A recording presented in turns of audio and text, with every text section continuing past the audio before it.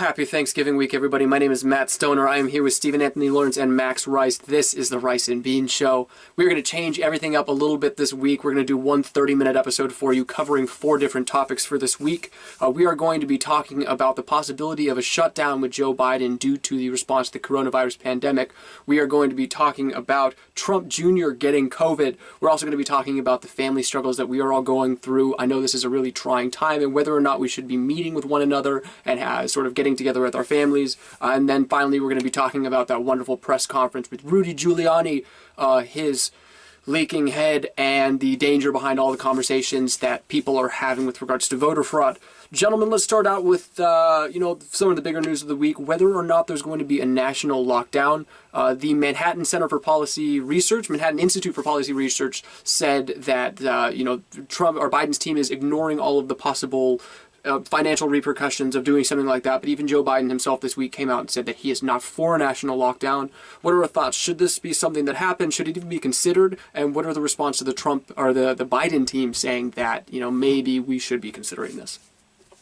I flew this this week, so I don't know what a national lockdown would look like if they're not going to shut down air travel, and they're not going to shut down grocery stores, and they're not going to shut down a lot of places that people are centrally located, and so.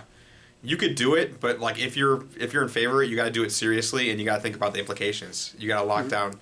You got to snitch on Granny. You got to you got to lock her up if she's having 11 people over for Thanksgiving. So, I think it's a little bit more complicated than that. All the health experts, Fauci #1 has been saying that we need to have a national game plan from the start. We've been saying this from the start. Just because we have a mask mandate here in California doesn't mean that, Kentucky or Minnesota or whoever is also going to play ball with, the same, precautions and things we have here in California. So I really feel it's more everybody kind of getting on the same level, saying, hey, we're all going to wear masks. We're all going to stay 6 to now it looks like 10 or however far away your snot bubbles can fly. I've never really knew before this how far my spit, thank God we're all in our national, lockdowns here, because I'd be going flupper and fuckatash or getting coronavirus. Good thing Yosemite Sam and Sylvester the Pussycat aren't real humans, because they'd be super spreading like no other. What is it? You're sneezing? Yeah, I'm getting contagious from all this spitting. Yeah. 600 The next feet. thing that calls, it's like 3D movies, except it's spraying you with coronavirus every time that Steven talks. No, it's an interesting point, because in California, we definitely have a curfew at this point from 10 p.m. to 5 a.m. in, I think it's like 90% of the counties. You can't go, or you're not supposed to go outside. Places like Orange County, San Bernardino County, the sheriffs are coming out and saying that they're not going to implement things like that. If there were a national lockdown, do you think that people would abide by it? Do you think that people would respect the opinion of the government and of the experts? Or do you think that there would be states like Kentucky with Mitch McConnell that would just completely disregard any sort of safety precautions that are put together because of who it's put out by? So clearly not, because that's not, it's like right now there's a bunch of laws that people have been ignoring. And the government, I saw a really funny article where they said cell phone data says that people have been going out more than normal at the peak of coronavirus. And I'm like, wow, so they are tracking our cell phone data and our movement. That's great. It's kind of like when a parent is looking through a kid's diary and they're like, wow. So that's concerning. We can thank the Republicans and the Patriot Act for that, but no, for sure. But I digress. But thanks, Bush. So my question, and you just asked it, Matt, is just like, how do we go from like game plan and like suggestions to actually implementing things? Because the government even now has been kind of taking a loss and admitting defeat. Where even they asked Governor Cuomo, like, so you're saying that for Thanksgiving you can't have more than 10 people. What are you gonna do if grandma has 11 people over? You gonna send in SWAT? You gonna throw in a smoke grenade? Do a whole Breonna Taylor to the grandma who has 11? I'm just you could joke about that. Let's joke about these things. Regardless, like even Cuomo said that it's going to be a judgment call, and that's scary when you're giving government kind of leeway to just either do this or that. Yeah. Are you hiding more than 10 family members under your floorboards? Yeah, there's been a bunch of memes of that scene from Inglourious Basterds. I know, man. And honestly, yeah, I guess we can kind of, just jump to number 3 because we all want to talk about it. It's true, dude. I'm going to kind of go out of the box here with, the fellow Democrats, but dude, you cannot ban fucking Christmas. The fucking Republicans have been saying this shit for years. And now we're finally going to ban fucking Christmas. The Republicans are going to have a goddamn field day with it. It's all about holidays. It's one of my favorite things floating around Facebook is somebody posted, hey, I'm technically, you're allowed to have 10 people for Thanksgiving, but 30 people for a funeral. So, I swear I'm not having Thanksgiving this year, but I am having a funeral for my pet turkey. Dinner is served at 5 p.m. and 25 of you can come. It's a very interesting point because you don't want the government to intercede in your life in this kind of way. There is a degree of safety, but the hardest thing is that there's lack of personal responsibility. And Stephen, if you ask Justice Amy Coney Barrett, about her First Amendment, all the 4 things that it entails. Remember, you were joking. She doesn't remember the 4. She can't. Yeah, but it is funny how in regards to COVID, it's just been universally accepted. Even from from Republicans and Democrats, that the right to protest and assembly is protected with COVID laws. Yeah. Like the Michigan protests on the Republican side, and like a lot of the other, even the Biden celebrations. So, or even when you're standing in the supermarket and there will be the 2 lines right next to each other. Yeah. So you can only move. So the virus can only move front like that. It only works as a pawn. It's chess. And I was on an airplane, and I'm like, okay, I'm going to take a loss here because I believe COVID is real. Like, spoiler alert. And, I was within 6 feet of so many people. Like, I didn't know what to expect. And I was going in town for a funeral, so don't shame me. Don't COVID shame me. But, I was within 6 feet of probably 25 people. And it is. I mean, at the end of the day, man, you reduce your risk as much as you can. You don't touch your face. You wear a mask, but at the same time, people are not going to live in a bubble for till who knows when. Because just because there's a virus doesn't mean that the virus is going to people are going to take it. One trend I've noticed with just people in general need touch and human-to-human conversation.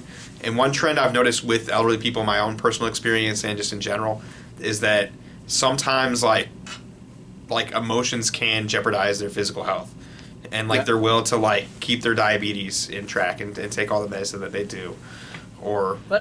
So I do think I think it kind of comes down to psychology. It really comes down to psychology. You tell somebody that you can't do something.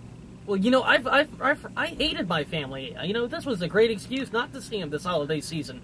But now the government is telling me I can't see my family. Well, now I want to go see them. I hate the people that... I dislike the people that are definitely using COVID as an excuse to be like, I don't want to see you, but I'm going to use a moral superior reason to do so. Not only am I going to avoid my responsibility, but I'm a better person. And you should feel guilty for even thinking that I would grace you with my presence. At the very least, we're going back to the very beginning of the origins of Thanksgiving. It's about people coming from out of town and spreading disease. So, it's almost like we're going back to the original intention. If anything, it's let's make it work. Yeah, no, you got a blanket to sneeze on. Fair enough. SARS blanket. Well, that's that's a really interesting thing too. Is we talked a lot about the vaccine last week, and I feel like we're going to be in a really tough place when that does come out because there is a lot of people that don't want the first round that are going to be hesitant. Returning to normal is going to be a very tough thing. Is this something that we're going to see next holiday season? Is it something that is going to continue through the summer? Obviously, Trump at the very beginning was saying, oh, well, it's, summer's going to come and it's going to be very hot and watch it, it's just going to go away. And it didn't. But, do we think that it's going to expand through next year, or is it something that's kind of here to stay and we're just going to have to learn how to live with it? As they say in Alabama, it don't matter. The economic effects have already happened. And what we're going to see is I do think we're going to see kind of a spread to more rural areas. Mm-hmm. And the big major cities are seriously in threat of collapsing. Yeah. LA, New York, and Chicago. We're in the big 3. I said it here. Chicago's a big 3 city. Yeah, but this is an interesting question for you too, because I know you're looking at this from an economic standpoint, coming from your background and sort of your political wherewithal. and it's almost like a damned if you do, damned if you don't scenario, because if you shut down, you're putting small businesses at risk. There are a certain number of limited government programs that are going to help, but people are saying like 40 to 50% of these businesses aren't going to open back up. But if you're looking at the future as well, the long-term effects of COVID, you're looking at 10% of people that recover having permanent heart damage, 10% of people having permanent lung damage, if there is some sort of universal health care, or, even just the number of people that are dying. I'm saying that it's kind of like is there a worse of the two in terms of economics? Because I'm saying there's been enough chess moves. Yeah, I'm sorry. Yeah, but I think we're deep enough into COVID where the moves have already been made, and the economic damage is done. And so there is, I hate to say it, there is nothing that we can do. It's kind of like how are we going to prepare for what already has happened. Well, yes, I'm going to say yes. Economic damage has been done, but it can still get a hell of a lot worse. Yeah. Oh yeah, for sure. Well, we go ahead. No, please. It can get a lot worse. We got to start, getting ready for now. We've been saying in March, when during colder weather, it gets worse. We've known this since the first lockdown, since March. So I hope that. Maybe if we did have some sort of national strategy, we might be ready nationally, but that hasn't happened. Like the playbook that Obama left for Trump? Oh, hey, don't call it. Where was his playbook? I want to see this playbook. He released it. They released it. It was a comprehensive mixtape breakdown play. Yeah, it's his. No, Obama does do mixtapes though, and book lists. Those are fire. But no, like they literally left a pandemic playbook. And they're like, there is going to be another outbreak of SARS or technically this coronavirus. Zika. Some sort of something is going to come out. Here are all the steps you need to do, and it's like wear our masks, socially distance. Limit the number of people that go out. Like it was the stuff that we should have done since day one. And like but the thing is, we like a lot of states. But that's kind of back to like the phone tracing earlier in this conversation. Is a lot of states individually did adhere to the Obama playbook, but they still had massive amount of cases, and people don't care because this is America and we do what we want, and the government's afraid of us. Like great example was in Oregon. Was it Utah? The Bundy standoff. How the bunch of the cattle ranchers didn't want the government to take their. Yeah. They won. It was 1,000 versus the Uncle Sam, and Uncle Sam didn't do shit, and they even took it to court, and they got off. Well, it went to the Supreme Court. Yeah, and then he did die in a police shootout though. One of them did. Only one of them did. Yeah, one of them did. So and then the other guy was like, I died. The guy with the your daddy took an oath. I'm not going to be at Christmas. Your daddy took an oath. We really can't hold up the guy that died in a police shootout as a No, that's not. No, I'm not. Because here's the thing: is like they seem like pieces of shit, independent to what was going on, whether you stand on the issue. But my point being that if 1,000 people could kind of prevent the government from doing anything, imagine like what 70 literally tens of millions of people that are not going to follow the rules because the government really isn't even considering force. Like even the most Newsom and Cuomo are being like, man, this sucks. Well, look at what our Department of Homeland Security is saying. Which was again created during a Republican administration. Right now, people currently and ex in the Department of Homeland Security are saying the biggest, terrorist threat is, the people that will not concede Trump.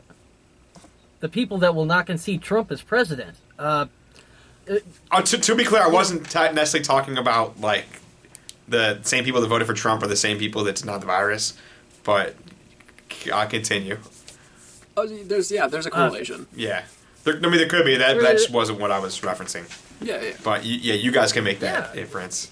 It goes back to to Trump saying, stand back, stand by. Now we got, even if you have a fourth of his supporters, that's around 15 million. That's quite a lot bigger than the Bundy Ranch, which I think was like 1,500 at its peak. Yeah. Yeah. Also, I just going back to stand back and stand by. I can't help but and this has nothing to do with anything today. But when gay Twitter came out and they decided to co-opt the hashtag Proud Boys, so all of a sudden the Proud Boys hashtag was just a bunch of flags and same-sex couples kissing. What's gay Twitter? Maybe one of the best gay Twitter. Can we rewind? What's gay Twitter? Pinterest? You don't know? It's like Black Twitter. It's like Black Twitter, but Right? It's like Pinterest. Oh God. No, but that was amazing. But So back to Yeah. coronavirus and the Trump family. So, of course, Kimberly Guilfoyle a few months ago, Don Jr.'s wife caught coronavirus. Barron's had it. Melania's had it. Of course, Donald had it. And now Don Jr. is quarantining at a ranch or some sort of cabin somewhere, positive with coronavirus. And I kind of wanted your opinion on the response. So I was doing some research before the show. He says he's asymptomatic. I'm sure he probably is. But he says that, it's unnecessary, but he is taking an abundance of caution, and he thinks that it's weird that he's testing positive and is still asymptomatic. Knowing that like up to 55% of people can be asymptomatic at this point, is it dangerous using that kind of rhetoric, especially with the sort of hesitance of people to take this seriously? I mean, as somebody that is in such a public eye, is it irresponsible of him to treat his own diagnosis this way? Or is it okay that he's kind of downplaying his own thing because he's not having symptoms? I really didn't expect him to be over dramatic with it. I mean, if that's what He's you're been asking over dramatic me. with everything else. It's like, come on. Wouldn't that be funny if Trump was over dramatic with getting the coronavirus? That'd have been absolutely perfectly amazing. But We know he doesn't love his this children. guy has been, yeah, but we know he's gonna downplay the whole mask issue. This whole tough guy BS. But if there's one good thing that might come out of it, he might start supporting stem cell research now because of risperidone. Yeah. Just a thought.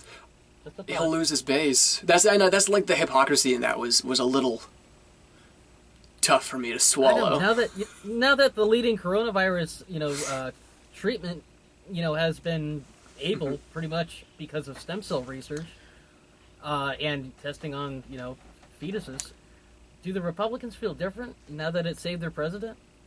Republicans kind of flipped on stem cell research. That's what kind of got it through. That's so 30 years ago, and also stem cell research is kind of matured, where they're getting stem cells from skin, being able to do more from like skin stem cells.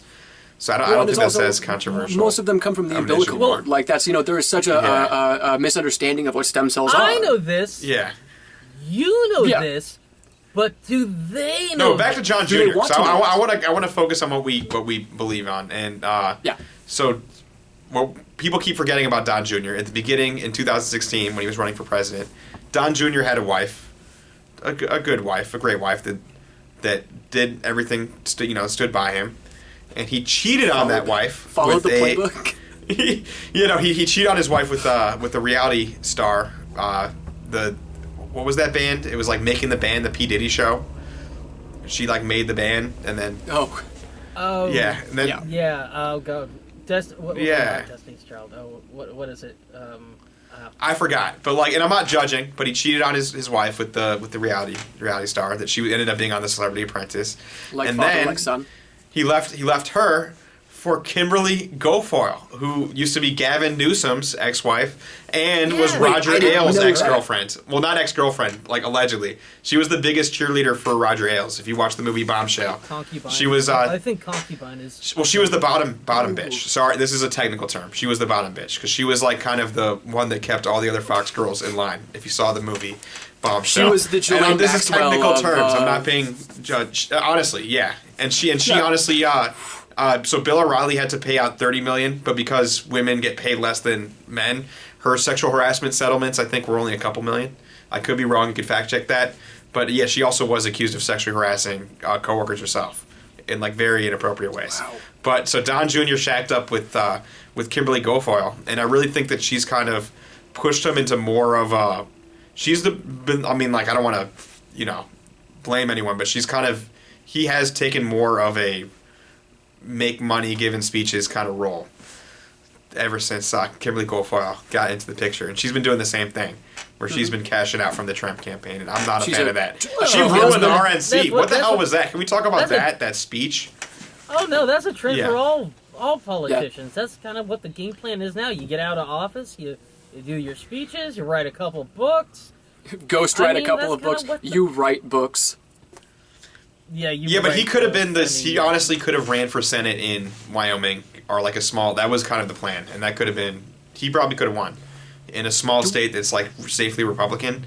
Instead, he's selling out for peanuts, doing stadium tours, getting COVID, And he kind of fucked up. So Don Jr. actually is really a really effective communicator. You guys might disagree. But that RNC speech where he was coked out with Kim Goldfeld was terrible. That was an opportunity for Trump to get more votes. But they just looked... He says he wasn't on drugs. Come on. You're not fooling anyone. It's okay, Don. I mean, like, half the time, It's okay. like, we're like, Just Donald not before is the not speech. doing anything. Yeah. Just like, Max, you weren't high when you went on Fox News I in was not 2012. high when I went on Fox News. You were high 4 No, I was hours not. before, but it obviously had worn off by the Allegedly. time you were on camera, so everything's fine. Allegedly. Yeah, allegedly. Was it illegal? Oh, yeah, I guess it was illegal everywhere at that time. Narc. Is the statute of limitations over? No, but regardless, like, that was, and like, what the, and like, here's the thing, is like, people are like, oh, you can't, like, because a lot of my Republican friends are like, oh, you can't prove that they were on drugs. I'm giving them the benefit of the doubt. If they weren't on drugs, that's even worse. Then they're just, that's like, wow. I'll go There's watch no the speech. hope. As somebody that has, recovered from a drug problem, I'm pretty sure I can watch this and go, it looked a little familiar. It will make you feel more confident for you choosing to stay away from drugs. Because they're just, good. like, shaking and, like, yelling and not, like, saying anything that really matters. And, like, the conventions are your party's time to kind of get a boost and to only talk. You're controlling 100% of the message. And so you don't want anything that embarrasses you. And that was an embarrassment, in my opinion. Is this not the perfect transition, though, to go to our final subject of the day, which is Rudy Giuliani, Trump's legal team, and whatever the hell was happening with his hair? So, again, did some research before the show, talked to some people that work in hair. Was it hair dye? Some people think that he put mascara on the sides of his head to make his sideburns look a little bit more pronounced.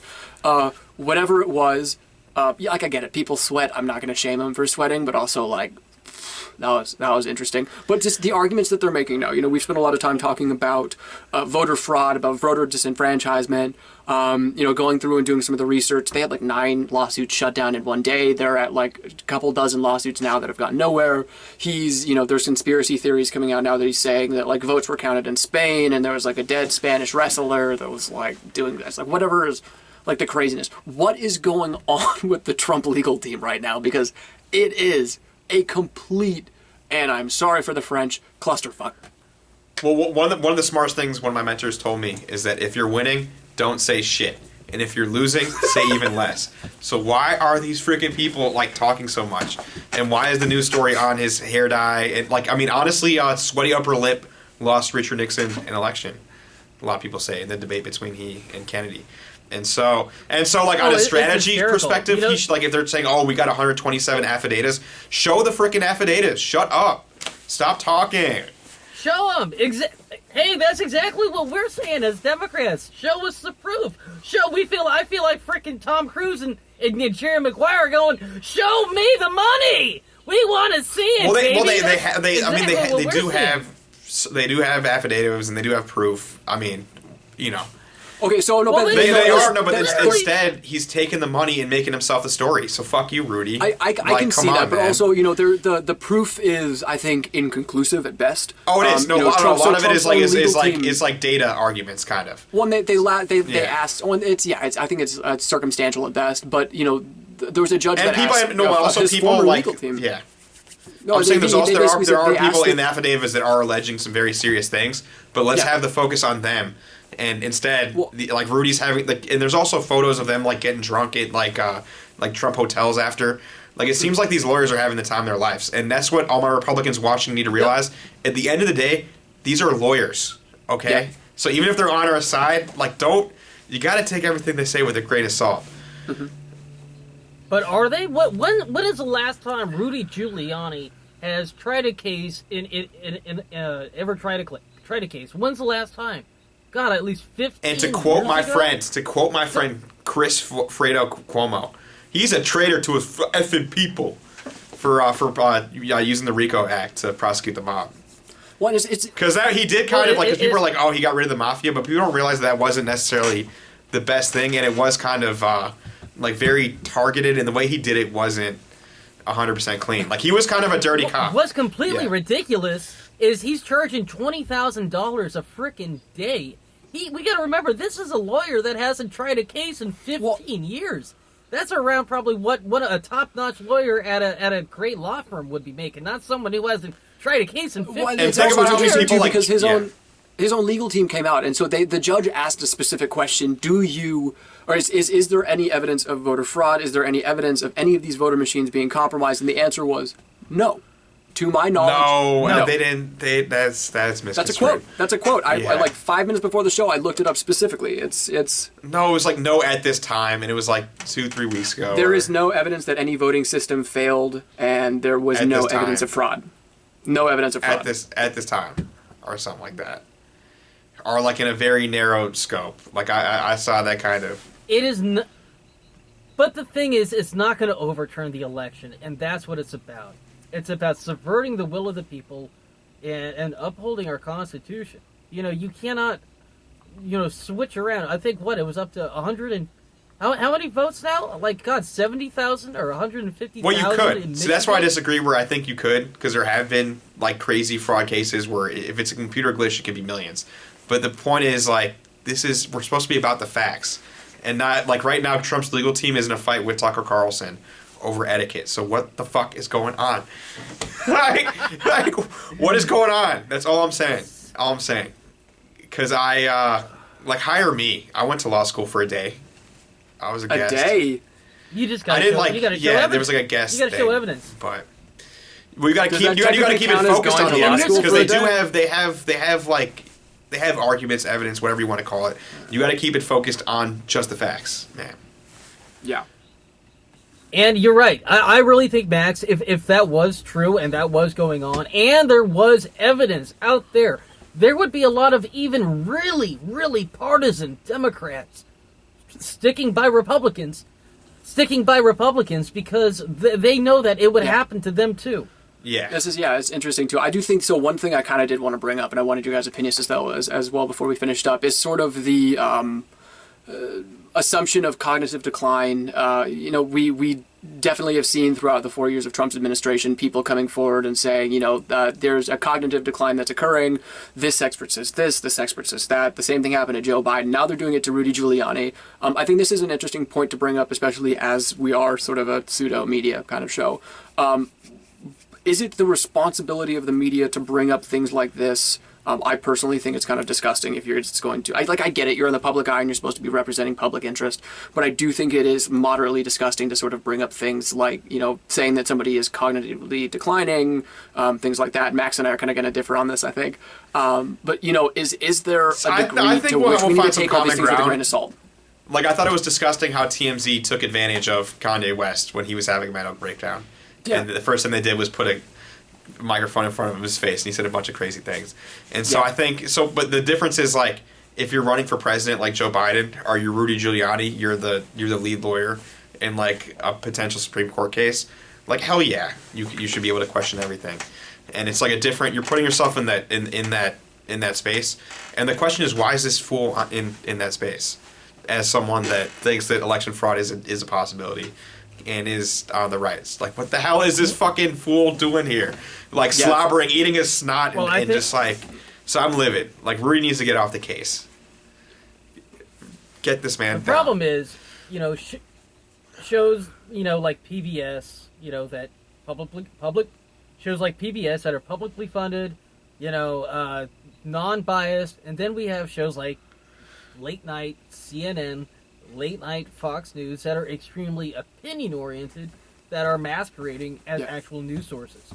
I think there needs to be stricter boundaries for quote unquote news. And then obviously, sure, if we want to have an opinion show, that's totally fine. I've said on this show that I would be in favor of bringing back the fair use doctrines.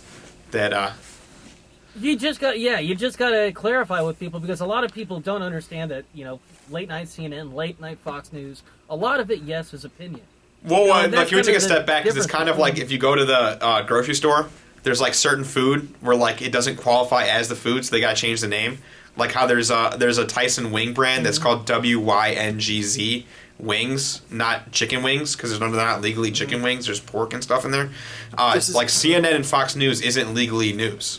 It's legally entertainment. They say so. Well, they had to admit that. There was a court so. case about that. Yeah. Back to the food one, my favorite thing is that tomato ketchup I will not say the name out loud because I don't want to get sued. But everybody's favorite tomato ketchup brand is actually like more than 50% sugar. But because they use two different types of sugar, it's the first, like the second and third ingredients, and tomato paste is the first one. So because tomato is the first ingredient, and then it's one type of sugar and another type of sugar, technically it's sugar syrup, but they still are allowed to call it tomato ketchup.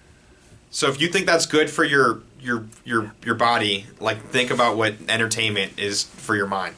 When entertainment is disguised as news, and so it is terrible because I think it is kind of turning people against each other, and then they kind of do these bait and switches. Well, because the problem is there should be an obvious distinction between Walter Cronkite and Perez Hilton.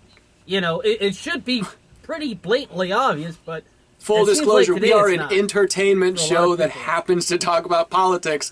We may be very wrong, or we could be right. I don't know. Well, I don't think Paris Hilton's the problem because people know what Paris Hilton is. Paris, not Paris.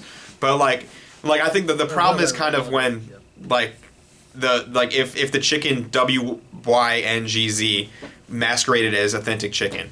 And that's what's happening at Fox, MSNBC, and CNN. Mm-hmm. And to a large degree, the Washington Post and the New York Times and a lot of, And even on YouTube, we got Alex. No, he's Jones off YouTube. They kicked him off. That. I think they kicked him off PayPal. Oh, thank God. That man can't even, he's at the checking and loan right now. I'm pretty sure his on head that supplement exploded money. at some point. Like, he was off screaming in a corner or something. He was in Georgia yesterday trying to storm the Capitol, but I kind of like AJ, crazy. Man. It's okay. That's one thing for our viewers. Just know one of my favorite internet memes is that he is like next week critiquing the Give a Mouse a Cookie book, and he's like, if you give a mouse a cookie, we're gonna turn into Venezuela. And he gets super angry, his head explodes. Yeah. All right, guys, that's gonna do it for this week. If you guys remember last week, if you were watching, we decided to do a little experiment with Truth or Dare. We asked you to make some comments on the video. So we received one comment all week, and it was a troll who asked us to go to his porn shop. I think it was like hotmoms.cz. So we're actually going to take this shit seriously, and we're going to do a Truth or Dare. So, of course, Max, if you'd like to take over from this point, I think you might have some questions for Steven. Yeah, no, Steven, what porn sites are you subscribed to? I'm subscribed to none, so. Yeah. Actually, no. I'm actually not subscribed to any. I get my porn for free, like every other. Thank you, Pornhub. Blooded American. He believes in free college, free healthcare, and free porn. That's the Beans platform. 2024. Run for president. He's going to be 34. It has to be 2028. He won't quite be there yet. 2028. Yeah. Yeah. We got to prepare. Perfect. And that kind of you won't be 35. As well. Next one. Yeah. That's that pesky Constitution. Also this week we're gonna have an experiment. And, do I get a dare? I thought you said you want to do a truth and a dare. Oh, we're gonna do both. But I think you and I are gonna work on this one together. So this week, I want to say the dare. I got a dare for you, Steven, because okay, go for it. Because you are. I know Screech got $1 million for his porno, and I think Kim K. I don't know. Ray J is still eating off that porn. So you don't have to do pornography. I would never ask someone to embark in that career, but I want to see how much you would get. So if you, I dare you to start shopping around, in existing or non-existing shape. All right. Okay. Absolutely, and tell us the deal, and tell us the over and under in the comments, guys, of what do you think that price tag is? Yeah, Screech got $1 million. I think you beat Screech. I would rather see you than Screech. And if they ask you for a picture of your cock, don't do it. We'll send him a rooster. Happy Thanksgiving. Wordplay. Happy Thanksgiving, everybody. I hope you all have a wonderful week. Please try and stay safe. Don't spread COVID to your loved ones. And if you do, I guess we're just celebrating Thanksgiving the way it was intended. We will be seeing you next week, where we will hopefully have our first guest of the show. Thank you all very much. Please scroll down, subscribe. We look forward to seeing you next time. Thanks for watching The Rice and Bean Show.